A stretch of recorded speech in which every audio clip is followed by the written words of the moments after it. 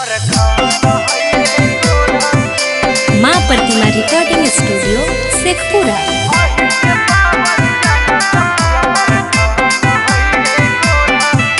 Mix by Shailendra Babu. हई रंगदारी करब रंगदारी घमंड हई रे गोरकी हे गे। हई रंगदारी करब रंगदारी घमंड हई गे गोरकी। अहिर के पावर जानो त पूरा परखंड हई गे गोरकी। अहिर के पावर जानो त पूरा परखंड हई गे गोरकी।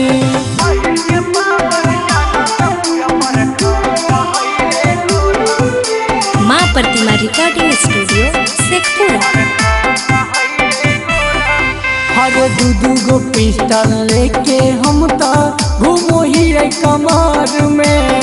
हमरे नाम के बजो हो डंका नवादा शहर में।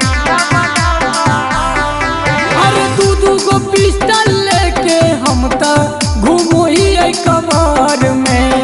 हमरे नाम के डंका बजै नवादा शहर में।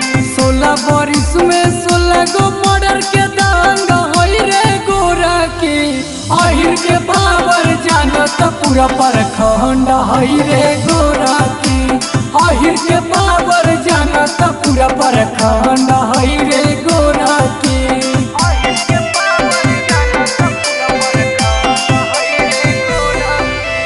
मिक्स बाय शैलेंद्र बाबू।